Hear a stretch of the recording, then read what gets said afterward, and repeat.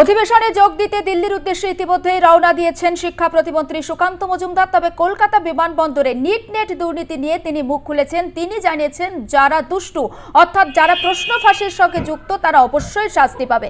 কি জানিয়েছেন শোনাবো। কিছু দুষ্ট চক্র তো বরাবরই চেষ্টা করে প্রশ্ন লিক করার। সে আমরা যখন পড়াশোনা করতাম তখনও হতো না, এরকম বিষয় নেই। হ্যাঁ, আমরা বিভিন্ন সময় বিভিন্ন কিছু দেখেছি, জয়েন্ট এন্ট্রান্সের ক্ষেত্রে আমরা দেখেছি, অন্যান্য এক্সামের ক্ষেত্রেও দেখেছি। তো এই ধরনের দুষ্ট চক্র তো চেষ্টা করবেই, আমরা সেটাকে আটকানোর চেষ্টা করছি। যেহেতু এখন টেকনোলজির যুগ, আপনারা জানেন, সেই টেকনোলজির যুগে লড়াই হয়। আপনি একটা ফোন পাচ্ছেন, ফোন ধরলে পরেই আপনার ব্যাংক অ্যাকাউন্ট ফাঁকা হয়ে যাচ্ছে।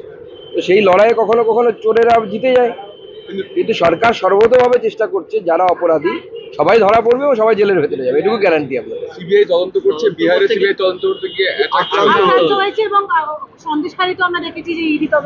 এটা তো একটা বড় চক্র কাজ করছে। তো এই পিছনে আপনারা জানেন, এই মোবাইল ফোন করে লোকের অ্যাকাউন্ট ফাঁকা করে দেয়, এই নিয়ে ওয়েব সিরিজ পর্যন্ত হয়ে গেছে। তো স্বাভাবিকভাবে এটা বিরাট বড় একটা চক্র। তো এই চক্রের সাথে লড়া মানে সবাইকে একসাথে লড়তে হবে। সিবিআই, বিহার পুলিশ এবং যারা যারা আছে এর সাথে যুক্ত তদন্তকারী সংস্থা, তাদের থেকে সবাইকে একসাথে লড়তে হবে। বাংলার দুর্নীতি হচ্ছে প্রাতিষ্ঠানিক দুর্নীতি, আর এক্ষেত্রে কিছু চোর চুরি করেছে, সরকার সেটাকে আটকানোর চেষ্টা করছে, সিবিআই তদন্তের চেষ্টা করছে। এখানে উল্টো, এখানে সরকার স্পন্সার্ড চুরি হয়েছে, সরকার চাকরি বিক্রি করেছে।